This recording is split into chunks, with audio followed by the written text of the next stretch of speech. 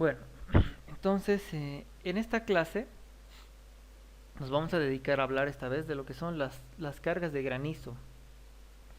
Pero para hablar de las cargas de granizo no vamos a empezar en el ASCE, vamos a empezar en el ACI.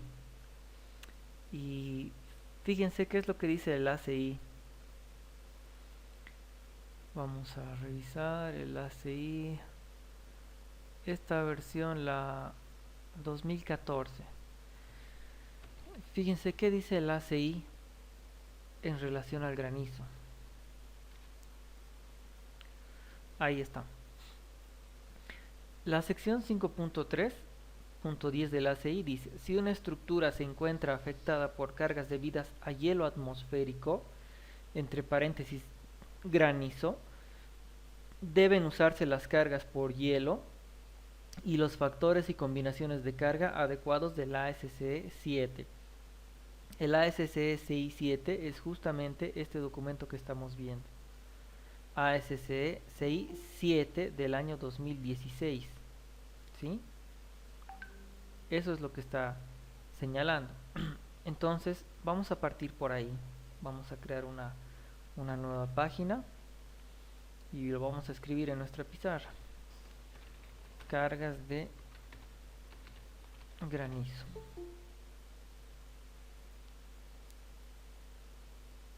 Ahí está. Entonces, estas cargas de granizo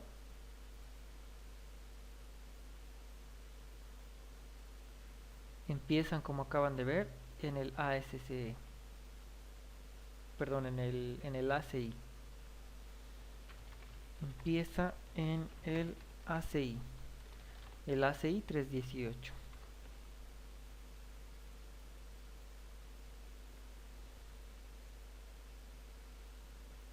¿Sí? Entonces, como han podido apreciar, el ACI 318 me dice en la sección 5.3.10, me dice en la sección 5.3.10 que si voy a utilizar cargas de granizo, debo tomar en cuenta el capítulo de cargas de hielo. Eso es lo que está señalando acá. ¿Sí?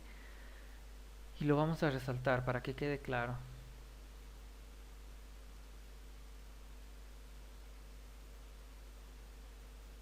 Acá está, cargas de hielo atmosférico, granizo.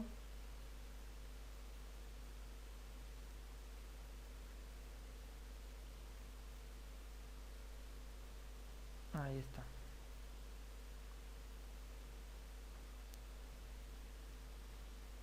En el ASC, eso es lo que indica, ¿sí? Lo vamos a dejar por acá. Entonces, lo que corresponde ahora es ir al ASC justamente a hablar del capítulo número 10, que es este de acá. Fíjense, en el ASC dice cargas de hielo o atmospheric icing. Y acá tenemos que hacer una diferencia y una puntualización. Y es que este capítulo en realidad está más enfocado a lo que es el congelamiento atmosférico. Fíjense qué es lo que pasa cuando pongo atmospheric icing en el navegador.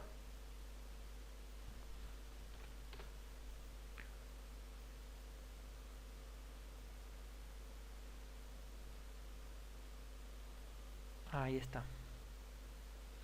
Entonces, esta creo que es una de las mejores imágenes. Fíjense que cuando dice hielo atmosférico se refiere a esto. En realidad es una combinación entre el viento, la lluvia y el hielo, que en combinación de todo eso produce estas cargas de hielo, ¿sí? Pero obviamente en nuestro país no se han dado situaciones tales, ¿no? No tenemos esos extremos. No obstante, parte de este capítulo, que está específicamente pensado para este tipo de cargas, nos va a servir a nosotros para determinar las cargas por granizo en las estructuras o en las cubiertas, ¿sí? Entonces, este capítulo está enfocado en eso, ¿sí? El capítulo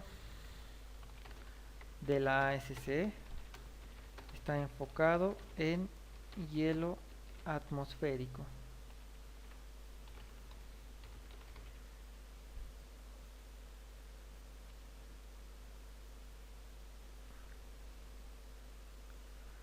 Ahí está.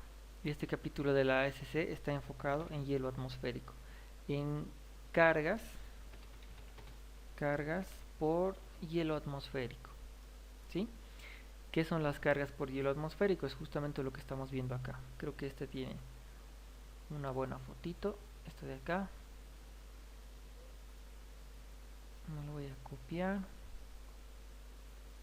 Ahí. Esta y tal vez una más para que nos quede totalmente claro. Creo que es esta.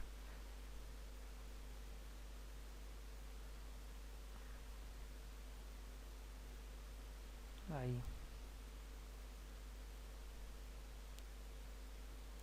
¿Sí? Entonces el ASC piensa en este tipo de cargas.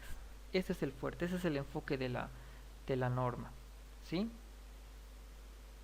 Pero nosotros, como les había reiterado, lo vamos a utilizar para determinar cargas de granizo, ¿sí? Entonces, empezando con la revisión del documento, fíjense que, como en todos los capítulos del ASC, y es algo que les voy a recomendar siempre, tiene una sección de definiciones.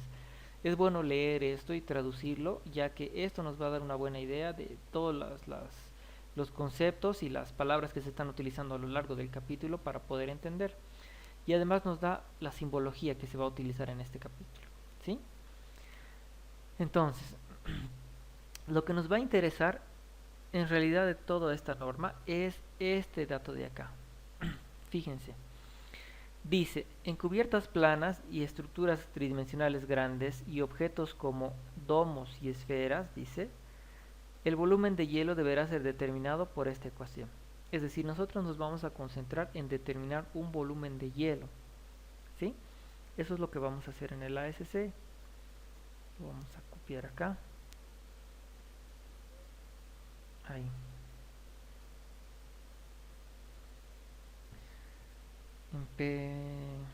Empezamos por determinar, no, determinamos un volumen de hielo, ¿sí? Este volumen de hielo es el que nos va a servir a nosotros para determinar en función al área de nuestra cubierta o de nuestra estructura o de lo que estemos diseñando o calculando qué cantidad posible de hielo se puede acumular en esa cubierta. Entonces, para eso vamos a emplear esta ecuación de acá, B sub i. ¿Qué es B sub i? Si vamos al capítulo, a la parte de los símbolos, vamos a encontrar que el B sub i, fíjense, es volumen de hielo. Eso es lo que significa. Entonces, esta ecuación es la que me interesa calcular a mí, la 10.4-2. Entonces, a través de esta ecuación es que yo voy a empezar todo. Fíjense que lo primero que necesito determinar es el valor de pi. Bueno, eso no hay que determinarlo, es el TD y el AS. ¿Qué es el TD? Vuelvo nuevamente a mi norma. El TD, fíjense, espesor de hielo de diseño en milímetros de la ecuación 10.4.5, ¿sí? Entonces voy a buscar la ecuación 10.4.5 y la ecuación 10.4.5 está acá, ¿sí? El espesor de hielo de diseño para lluvia congelada, por lo que llama el ACI granizo, está en función a esta ecuación. Entonces voy a mi pizarra y primero voy a determinar un volumen de hielo. No, primero un espesor de hielo de diseño. Y este espesor de hielo de diseño se va a determinar, como han visto acá, con esta ecuación. Esta de acá.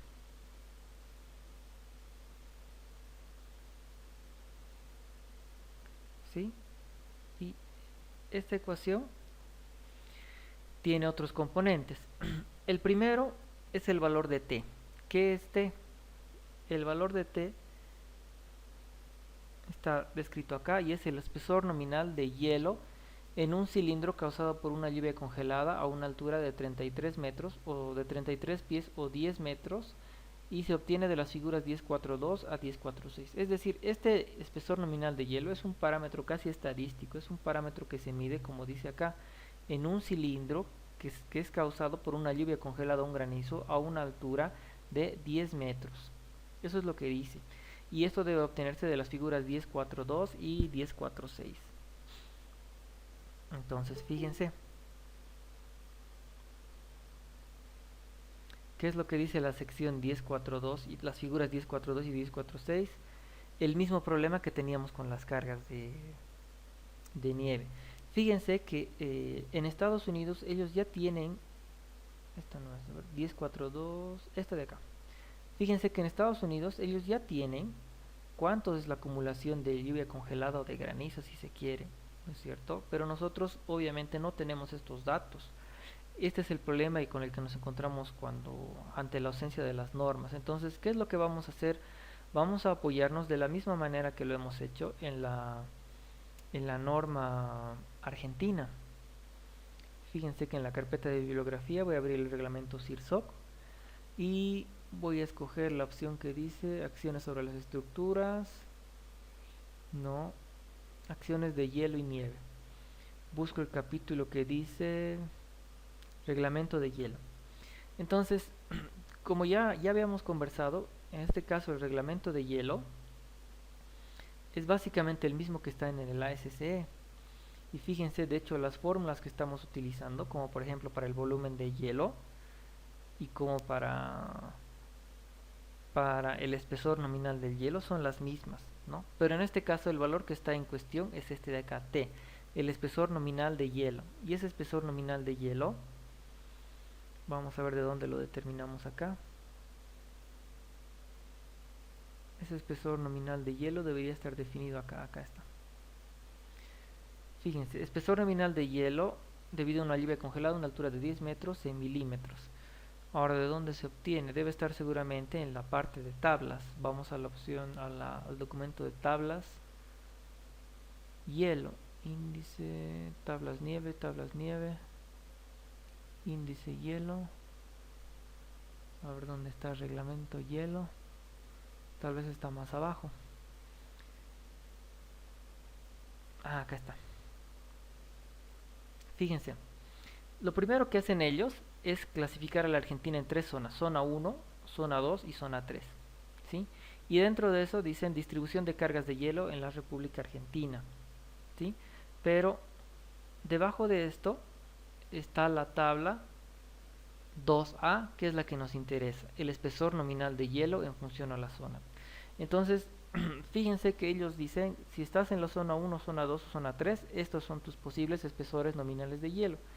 Y además hay que saber y hay que tener en cuenta de que el granizo está en función a la altura. Es muy poco probable que haya granizadas en zonas que están cerca del nivel del mar, ¿sí? Es mucho más probable que haya fuertes granizadas en zonas que tienen grandes alturas, como en este caso arriba de los 3000 metros, estaríamos hablando de la ciudad de La Paz. Cochabamba estaría entre 1000 y 3000.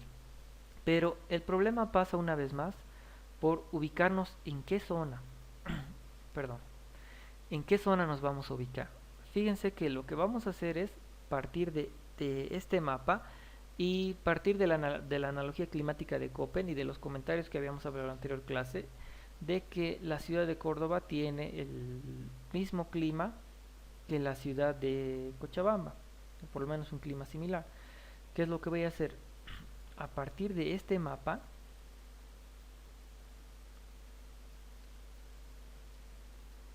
yo voy a determinar mi espesor de hielo, mi espesor nominal de hielo.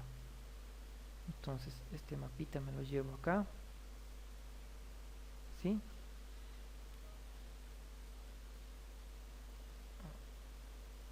Nos vamos a acercar un poco y la ciudad que me interesa a mí es esta de acá, que es Córdoba.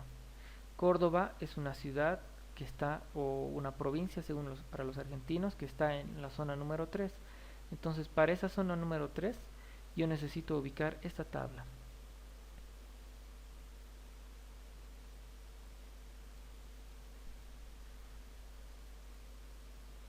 ¿Sí?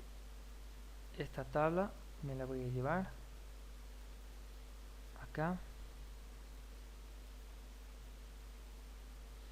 Entonces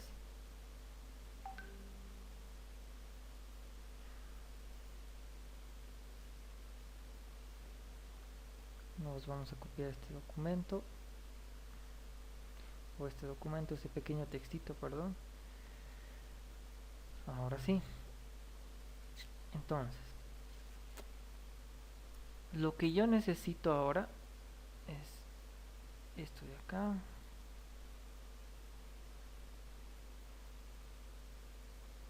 Esto de acá. Fíjense, vamos a suponer que yo quiero determinar, por ejemplo, las cargas para la ciudad de Cochabamba, suponiendo granizo en Cochabamba, ¿sí? Si yo supongo una carga de granizo en Cochabamba, lo primero que tengo que hacer es averiguar la altura de Cochabamba. Esto está aproximadamente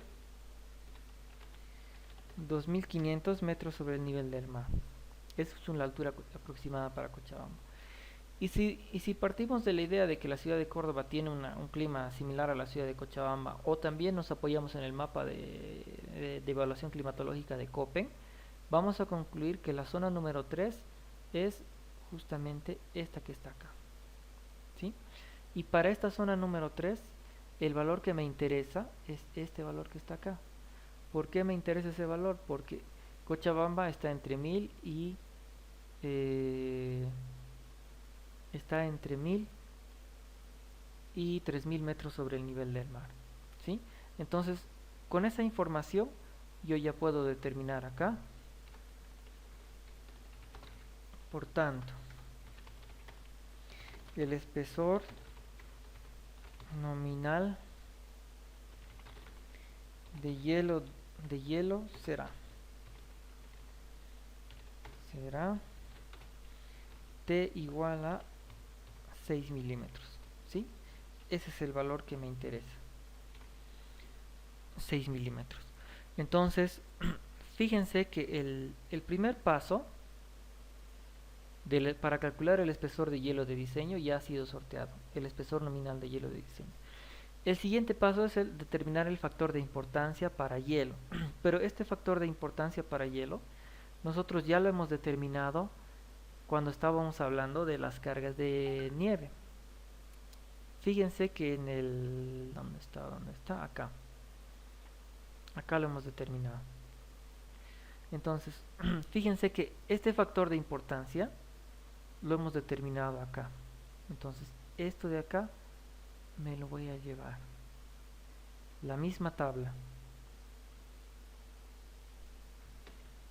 Control X. Y acá lo vamos a pegar. Control V. ¿Sí? Entonces, determinamos ahora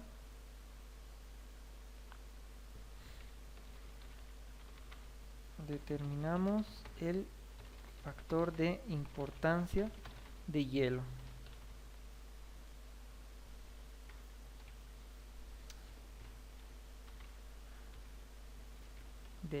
Ahí está.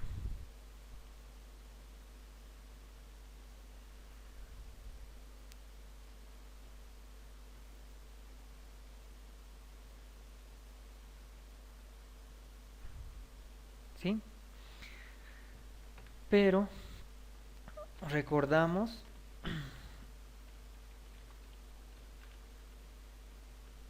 que adoptaremos la categoría de riesgo número 2, ¿sí? Como habíamos explicado en las cargas de nieve, ¿sí? Entonces, si eso se da de esa manera,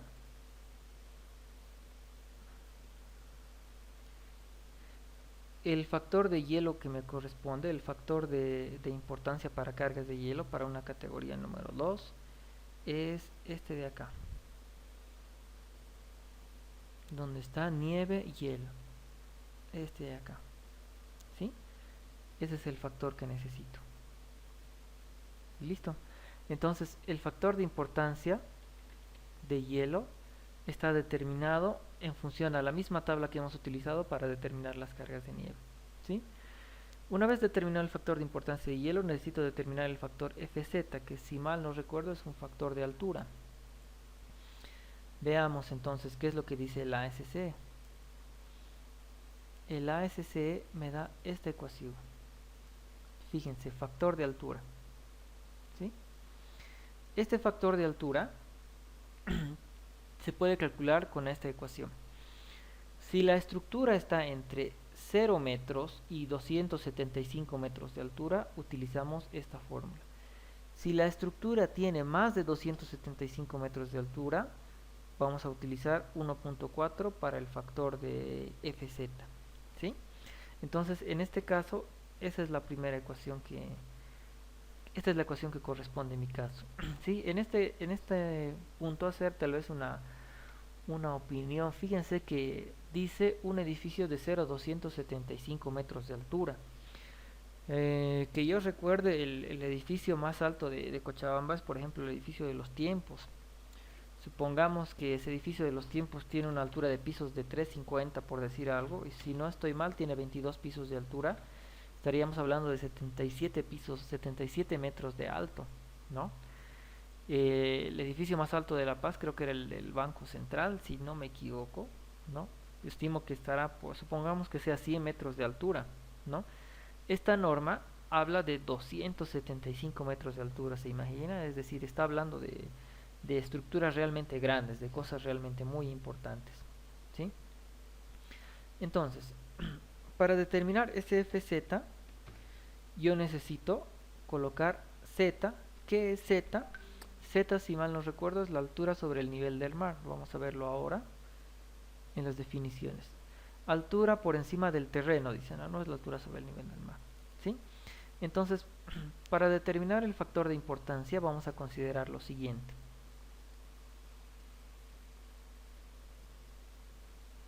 Para determinar el factor de importancia, no, del factor de altura, perdón, de altura, ¿sí? Para determinar este factor de altura vamos a tener dos casos. Si es que vamos a diseñar una cubierta, un edificio, o si es que vamos a diseñar una cubierta. Fíjense que, a ver dónde está. En el caso de un edificio, acá,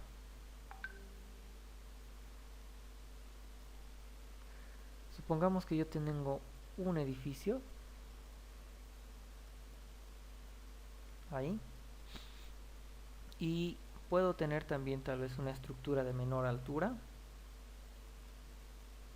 pero esta estructura de menor altura puede tener una cubierta como esta, por ejemplo. Vamos a utilizar otro color, esto de acá, una cubierta metálica.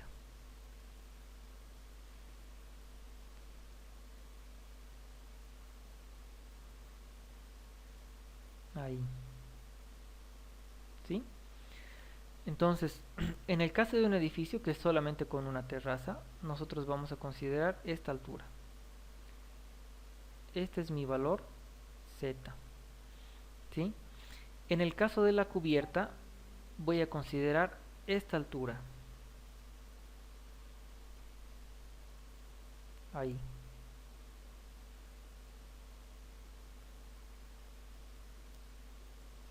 Esa me va a ser el valor de Z para mí.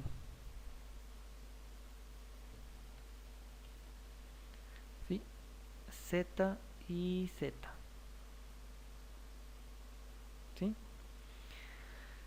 En el caso de la cubierta, este valor, este valor de cota, se conoce como el mean roof height,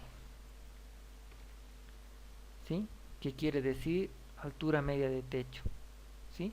Y ese concepto está definido en el capítulo de cargas de viento principalmente, que lo vamos a ver más adelante, pero cuando tengamos una cubierta y queramos determinar la altura en la cubierta, no tomamos ni el valor más alto ni el valor más bajo de la cubierta, sino el punto medio. En cambio, en un edificio podemos tomar toda la, toda la altura del edificio. Conocido ese dato, entonces voy a recalcular mi factor Fz. Este factor Fz es igual a z sobre 10 elevado a la 0.10. Entonces, esto es un valor de z. Supongamos que estamos hablando de una cubierta que está, qué sé yo, a 650 metros, ¿sí? Sobre 10, z sobre 10, y esto lo vamos a elevar a la 0.10, ¿sí? Y ese es mi factor Fz en metros. Sí, en metros. Este valor tiene que estar en metros, 6.5 metros. Si vamos a trabajar en pies, este valor de z tiene que estar en pies, ¿sí? Altura sobre el nivel del terreno en pies o en metros. En este caso yo estoy utilizando esta ecuación y por consiguiente el valor que me corresponde es este de acá.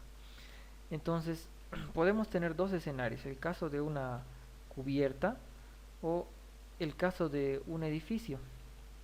Fíjense que para un edificio podemos decir que, qué sé yo, si decimos que son de 350 por 8 pisos, perdón, 350 por 8 pisos, 28 metros, ¿sí? Para una cubierta o para un edificio. Y estos van a ser nuestros valores.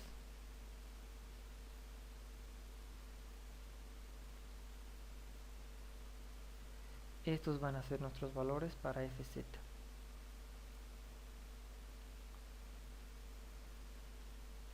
¿Sí? Entonces, ya tenemos el espesor nominal de hielo de diseño.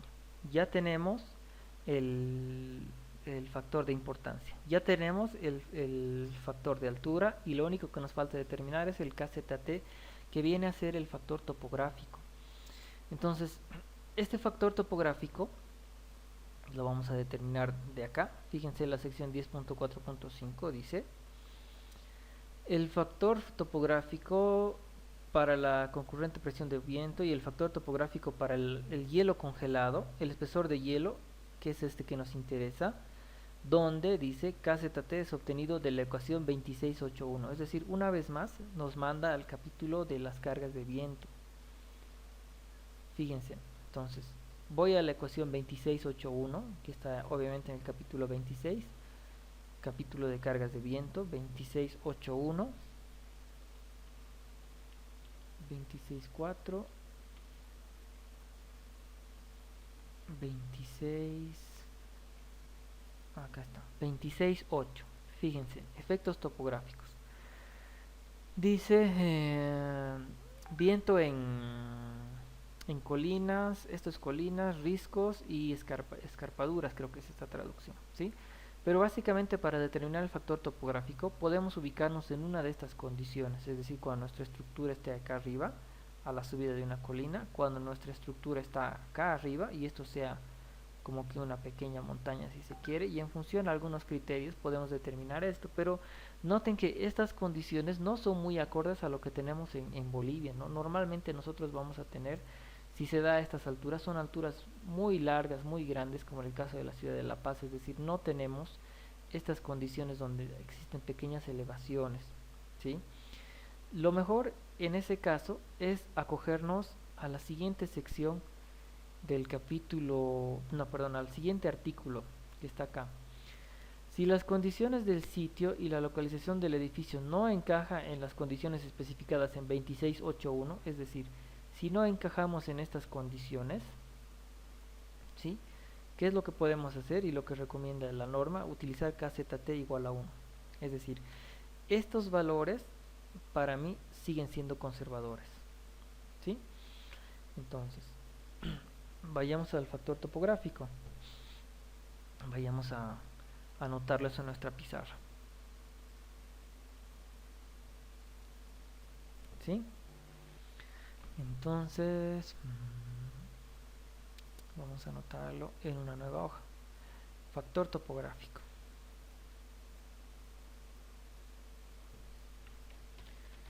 Factor topográfico.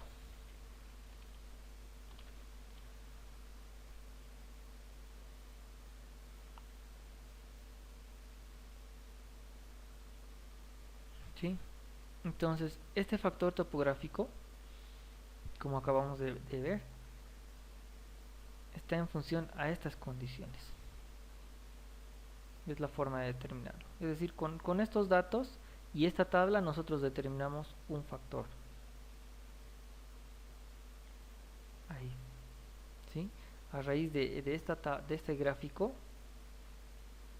y esta ecuación que está en la sección 2682, yo puedo determinar un valor para este factor topográfico.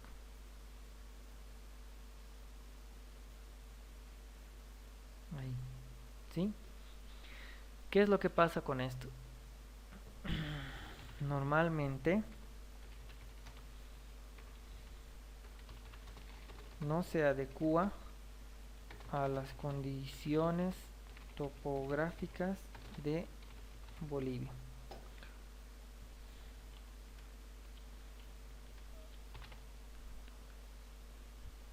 ¿Sí? Lo vamos a dejar anotadito por ahí. Normalmente no se adecua a las condiciones topográficas. ¿Sí? De todas maneras, ¿qué es lo que señala el ASC? Entonces, tomar KZT igual a 1. Y eso es lo que señala acá, ¿no? Si las condiciones de sitio y las localizaciones del edificio no encajan con las condiciones especificadas acá, puedes tomar KZT igual a 1. Y listo. Ahí se acaba. Entonces, fíjense ahora en nuestra ecuación. Ya tenemos el espesor nominal de hielo, el espesor nominal de hielo, el factor de importancia, el factor FZ, el factor KZT, y con eso ya podemos determinar el espesor de hielo de diseño. ¿Sí? Entonces, para determinar el espesor de hielo de diseño, yo necesito, ¿dónde está mi ecuación? Acá arriba. No, mejor acá. Yo necesito el T por el I sub I por el FZ. Necesito el T por el I sub I por el FZ por el KZT, pero este KZT creo que está elevado a la 0.35. Está elevado a la 0.35. A ver. Elevado a la 0.35. ¿Sí? Entonces, el espesor de hielo de diseño, como habíamos visto, 6 milímetros. El factor de importancia era 1.0. Y el factor KZT también era 1.0.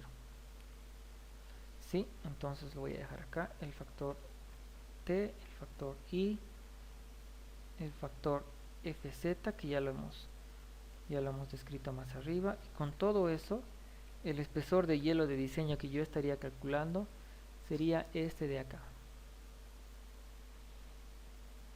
6.7 milímetros, para redondear un poco. ¿Sí? Estos dos datos los vamos a colocar acá. Y ahí está. Entonces, ese es mi espesor de hielo de diseño. Lo voy a pegar acá. ¿Sí?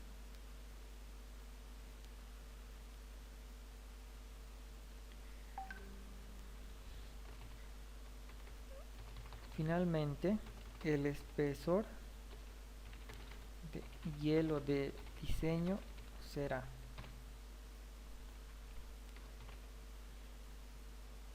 ¿sí? Ese espesor de hielo de diseño va a estar acá. Y listo. Entonces, el espesor que hemos calculado son 6.7 milímetros. ¿Sí? Ahora lo que resta es calcular el volumen de hielo. ¿Sí? Para calcular el volumen de hielo, lo único que tenemos que hacer es multiplicar el espesor por el área, ¿sí? Y para eso, lo primero que necesito es determinar el área. Vamos a copiarlo esto acá.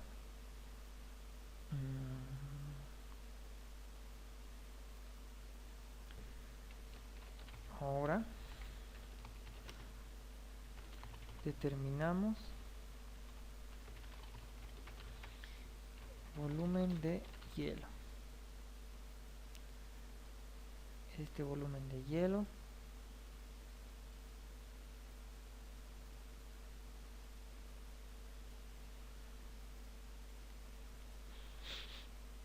con la ecuación que hemos visto acá, pero para eso necesito determinar el área. Fíjense que el área va a estar en función a la superficie que vamos a considerar, a la superficie de nuestra estructura.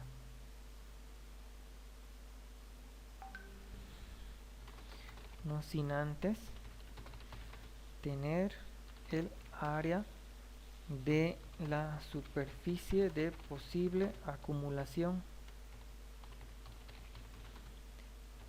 de granizo.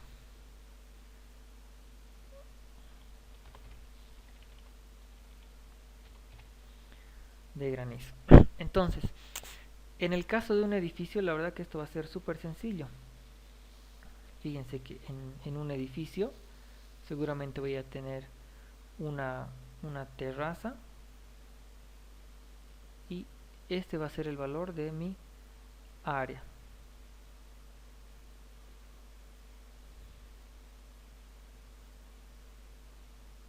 Ahí está.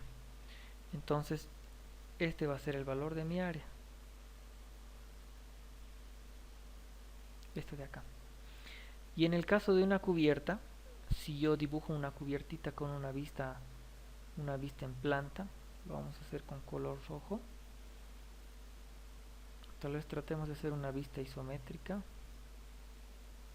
una pequeña perspectiva. Ahí.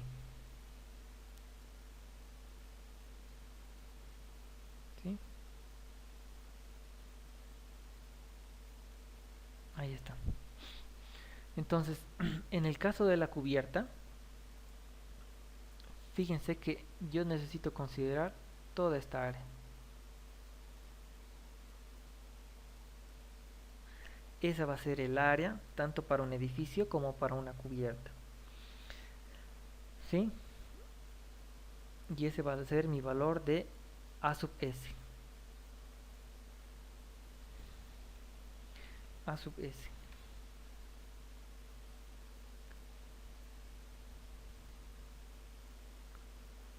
Entonces, A sub S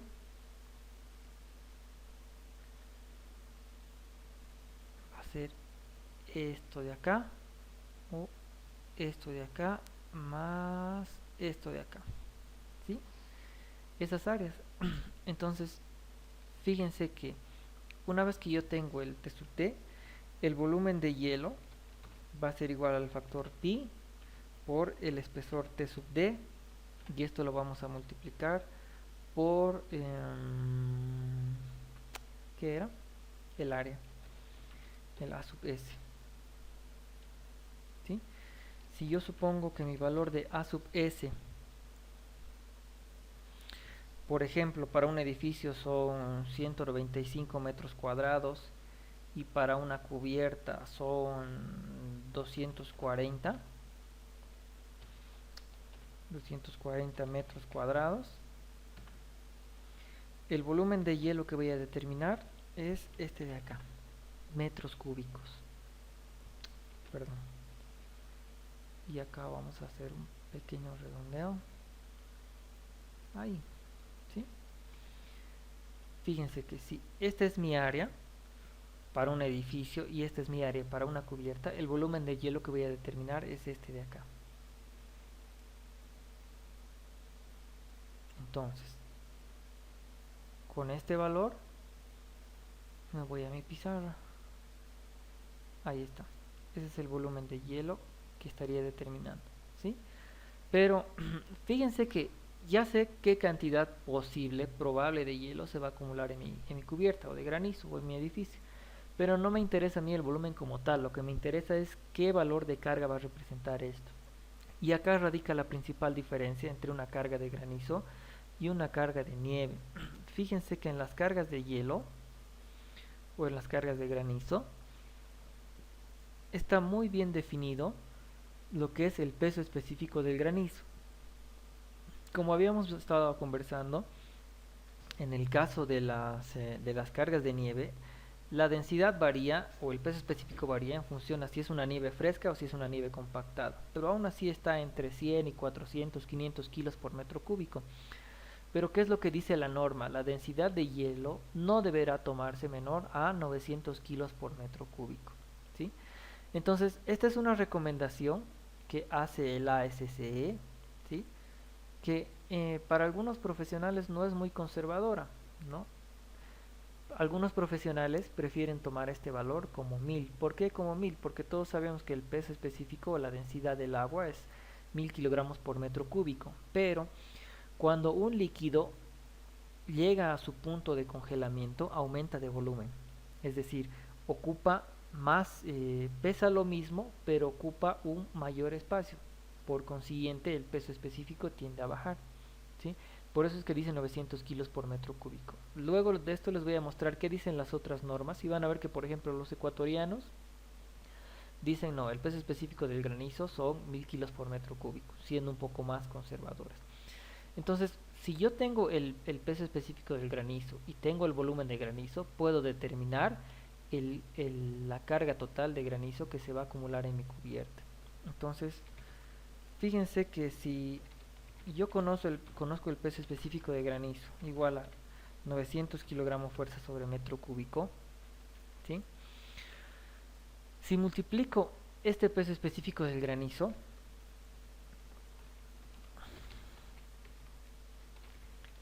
¿sí? Si multiplico este peso específico del granizo por el volumen de hielo que he determinado, fíjense que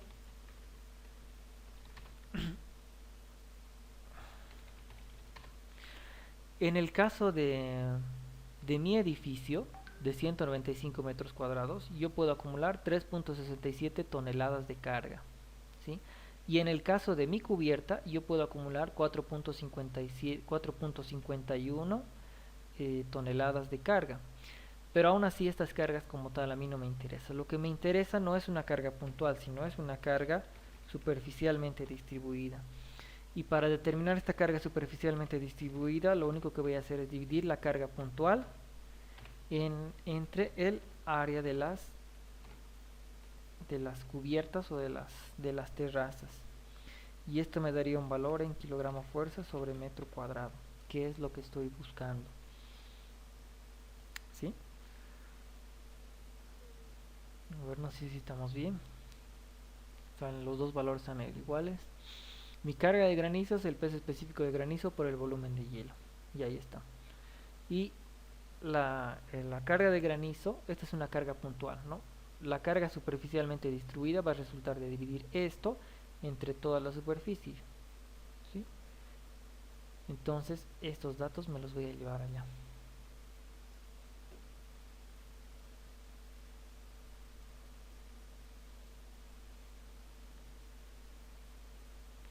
Y este va a ser mi valor de carga de granizo. Fíjense que en este caso,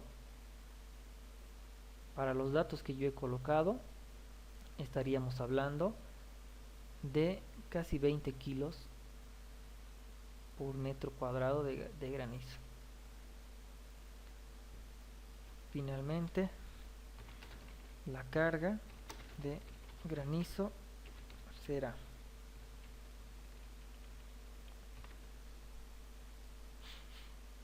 ¿sí? Ya está, estos son los datos que nos interesan.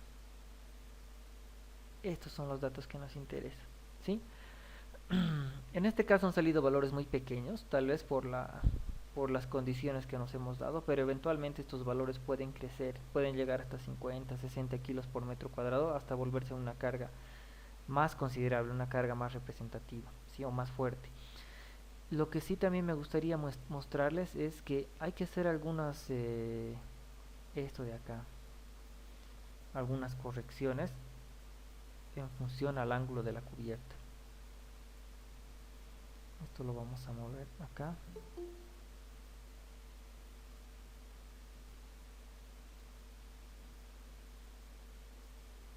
Ahí. Fíjense qué es lo que dice. Es aceptable, un poquito menos, ahí.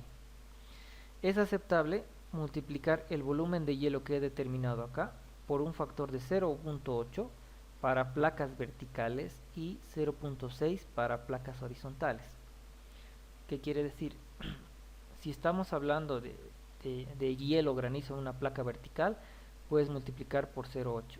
Si estamos hablando de una placa horizontal, tú puedes multiplicarlo por 0.6. 0.8 para este caso, ¿sí? 0.6 para este caso, ¿sí? ¿Qué es lo que hay que hacer si, por ejemplo, yo voy a hablar de una cubierta en particular con un ángulo X? Voy a suponer que tengo una cubierta de este tipo, ¿sí? Entonces a mí me interesa determinar cuánto va a ser mi factor para este ángulo. Lo único que hay que hacer es interpolar. Entonces en este caso, interpolar, ¿sí? Si no estamos en el caso vertical y no estamos en el caso horizontal y tenemos un ángulo determinado, un ángulo específico, lo único que tenemos que hacer es para este ángulo interpolar, ¿sí? Y ya está. Y fíjense que con eso se puede determinar lo que son las cargas de granizo en las estructuras, que que similar a todos los procedimientos que vemos en la SCE, son procedimientos bien estructurados y no son muy complicados de entender y de aprender. Entonces me gustaría hacer una pausa en esta parte y escuchar a ver si es que alguno tiene alguna consulta o de repente hay algo que no está muy claro. Los escucho ahora, por favor. Tengo algo en el chat. Se escucha, no se ve. Creo que ahora ya sí, ya todos me ven. Entonces, los escucho, por favor. Si alguno tiene alguna consulta, los escucho ahora.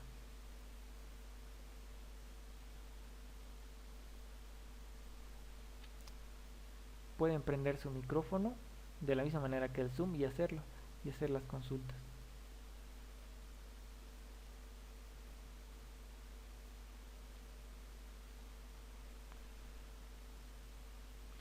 ¿Todo claro?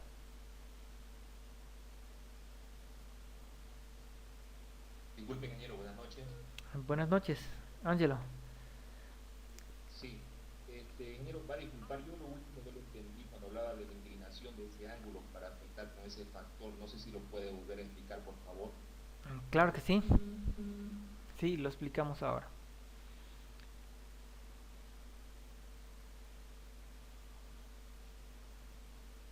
Ya, ahora tienen nuevamente mi pantalla. Entonces, fíjense, vamos a hacerlo con un ejemplo.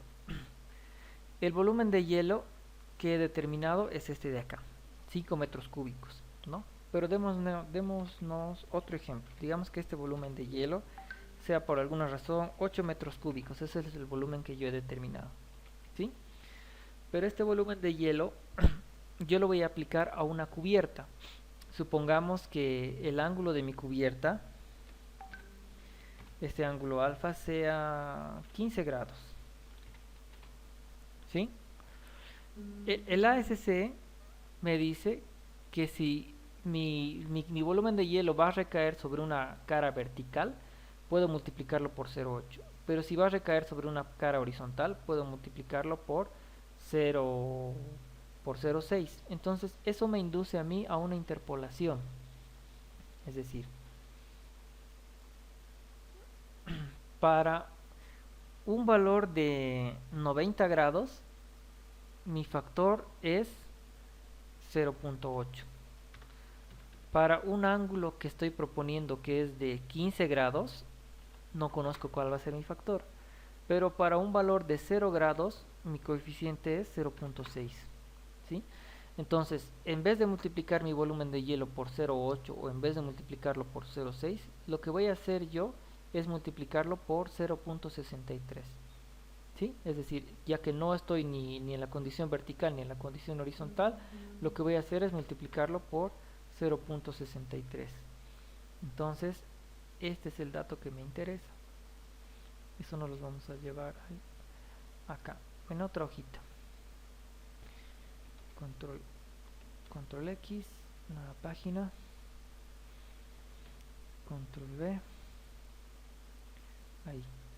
Entonces, suponiendo ángulo de cubierta de 15 grados. Entonces, si yo supongo que mi cubierta va a tener un ángulo de 15 grados, es decir, que estoy en este caso, y este caso me lo voy a llevar.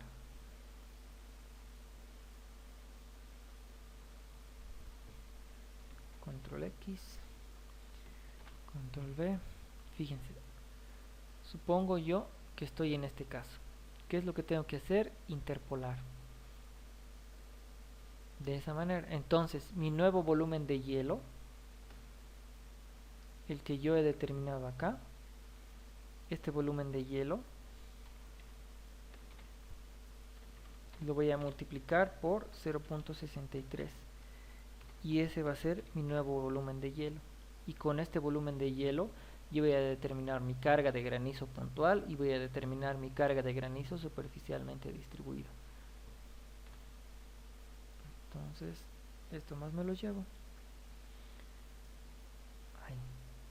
A eso me conduce este valor. Entonces, este valor que estamos viendo acá, 0.63, a mí me conduce a multiplicar el volumen de hielo, ¿sí? Y de tal manera haya un volumen de hielo reducido. Y es lógico también, ¿no? Porque mientras más empinado sea esto, menos posibilidades hay de que el hielo se acumule de manera masiva, ¿no? Vamos a tener menor acumulación de hielo. Esa sería la respuesta, Ángelo. ¿Se entiende? Muchas gracias, ingeniero. De nada, gracias a ti. Bien, ¿alguno tiene alguna otra consulta?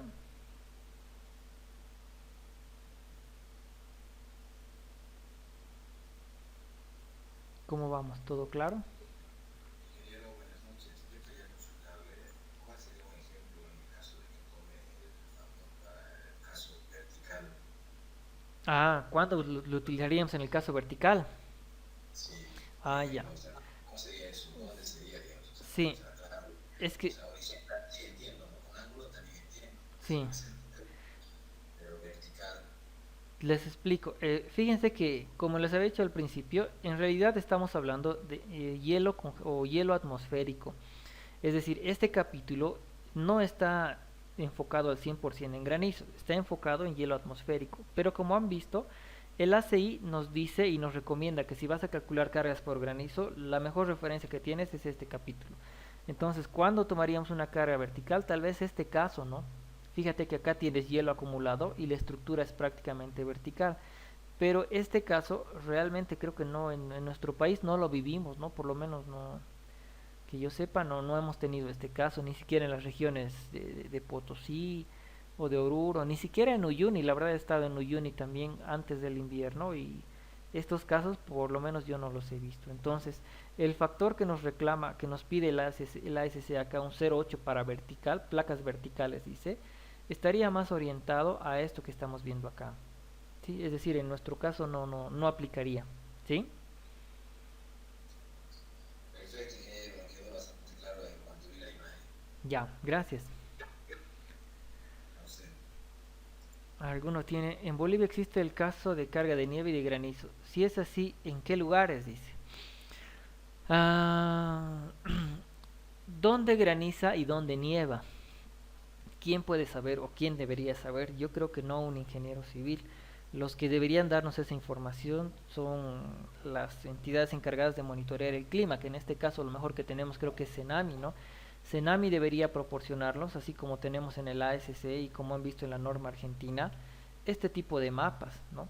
Senami debería decirnos, estas zonas de Bolivia tienen más menos granizo, estas zonas de Bolivia tienen más menos posibilidades de nieve. De todas maneras, como experiencia ya personal, ¿qué les puedo comentar? Cuando me piden calcular una cubierta en Santa Cruz, lo último que hice fue unas cubiertas para la subestación Las Brechas y para la subestación Warnes. Obviamente no le he puesto nieve porque asumo que en Santa Cruz no nieva, ¿no? Y creo que eso lo tenemos claro todo. Sí le he considerado granizo, ¿no? Porque si revisamos las tablas principalmente de la carga de granizo, fíjense que en alturas hasta 1000 metros puede existir carga de granizo. Obviamente el espesor y la acumulación es menor y la intensidad seguramente también, pero existe. En cambio no vamos a tener nieve en Santa Cruz. Ahora, ¿qué es lo que pasa, por ejemplo, en La Paz, en Potosí o Oruro? Considero tanto las cargas de granizo como las cargas de nieve, ambas cargas, ¿sí? Entonces, hay un documento, que creo que también se los he compartido, en el capítulo de bibliografía, normas bolivianas. Este no, no es este de acá. Hay un capítulo, una guía de cargas meteorológicas, que seguramente muchos la han visto o han conocido. ¿Dónde estamos? Normas y reglamentos bolivianas. Se los voy a colocar también en la carpeta compartida para que puedan descargarlo, ¿sí? Bibliografía, dentro de normas bolivianas va a aparecer este documento.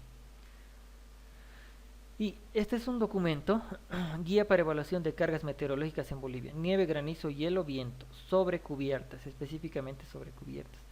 Es un documento desarrollado por este ingeniero Patrick Putman, creo que ya lo hemos visto la anterior vez, ¿no? Sí, entonces haría los mismos comentarios, como referencia vale. Fíjense, por ejemplo, que en el caso de carga de granizo, los valores que coloca son realmente muy fuertes. Nuestro amigo Patrick Putman, no sé si lo tenemos por acá. Coeficiente de forma, esto creo que es acción del viento, no, pero en algún lado igual propone una carga base de granizo que son 100 o 120 kilos, que es realmente muy fuerte. Fíjense, zonificación de la carga de nieve. Santa Cruz, obviamente, no hay nieve, ¿no? Granizo sí. Pero es bueno tener este documento como referencia. No obstante, me gustaría compartirles lo que dice la norma mexicana y la norma ecuatoriana. Creo que tampoco lo tenemos acá. Se los voy a copiar ahora en la carpeta compartida. Fíjense lo que dice la norma ecuatoriana. Normas y reglamentos, NEC. Lo van a tener también este documento en la carpeta de bibliografía. Fíjense que lo que dice la norma ecuatoriana. Norma ecuatoriana de la construcción, cargas no sísmicas. Vamos a lo que dice cargas de granizo. Para empezar, peso específico del granizo en defecto 1000, ¿sí? No es real, pero 1000, ¿no? ¿Por qué? Porque cuando un líquido aumenta de volumen, cuando un líquido se congela, aumenta de volumen y obviamente el peso disminuye, la densidad disminuye. Granizo, acá está. Se considerará una acumulación de granizo en corto tiempo. Se debe tomar en cuenta para regiones del país con más de 1500 metros sobre el nivel del mar. Es decir, en Ecuador, para regiones de menos de 1500 sobre el nivel del mar, no consideran granizo. Entonces no sé si Santa Cruz encaja acá. Creo que Santa Cruz está a menos de 1500, entonces según esto no va a haber granizo, ¿ya? Luego, ¿cómo se calcula la carga de granizo? La densidad del granizo por la altura de acumulación. La altura de acumulación, fíjense que no nos dice cuánto, ni cómo, ni nos da un mapa, ni una figura. Creo que no proporciona nada de eso esta norma, a diferencia de la norma americana. Fíjense que creo que no hay ningún mapa ni nada. Entonces está un poco suelto. A ver. ¿Dónde estoy? Ahí está. Entonces, fíjense, lo único que tendríamos que hacer es multiplicar estos 1000 por una altura de granizo. ¿Qué altura de granizo? Seguramente está sujeto a criterio del ingeniero estructural, ¿no? Pero esa es la forma de considerarlo. Lo que sí es bueno rescatar es estos criterios. Fíjense, para cubiertas con pendientes menores al 15%, se debe considerar una carga de granizo mínima de 50 kilonewtons, 0.5, es decir, 50 kilogramos por metro cuadrado. ¿Qué es lo que haría yo? Me voy a llevar esto de acá, lo voy a pegar en mi pizarra, ¿sí? Y en este caso, acá, lo vamos a anotar. Según el ASC, habría determinado yo 18, pongámosle 20 kilos por metro cuadrado. Entonces, según ASC, la carga de granizo es de 20 kilogramos fuerza sobre metro cuadrado, ¿no es cierto? Pero es bueno rescatar el criterio de los ecuatorianos, pero consideramos la carga mínima de granizo según NEC, la norma ecuatoriana de la construcción. Ahí está. Entonces, es mejor quedarse con este criterio. Fíjense que también es un valor respaldable.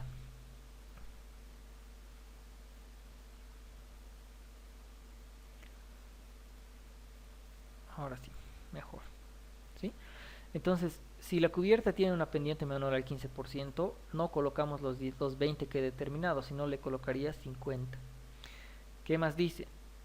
Si la cubierta tiene pendientes menores al 5%, no coloco los 20, coloco 100, ¿no?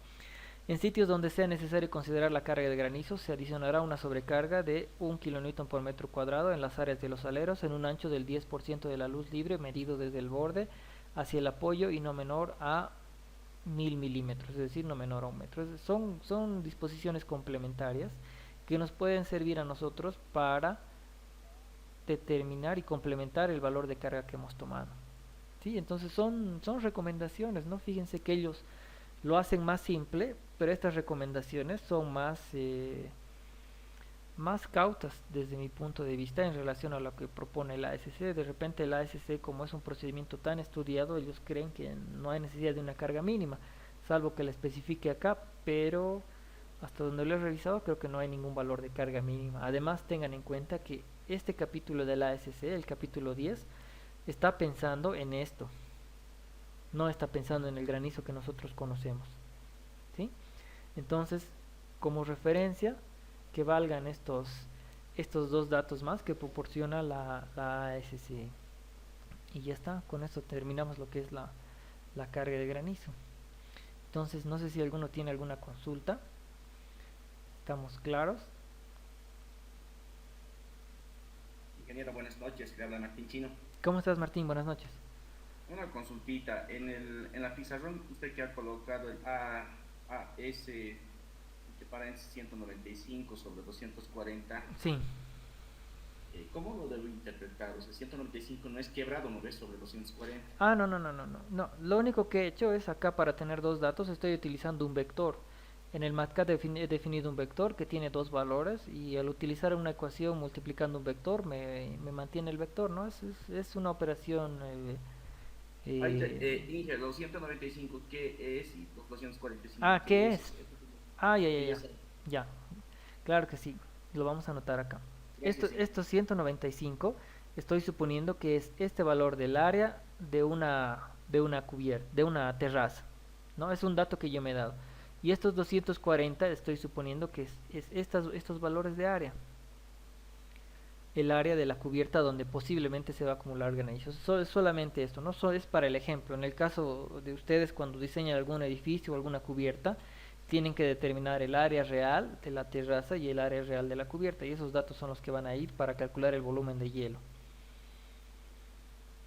Entendido, Inge, muchas gracias. De nada.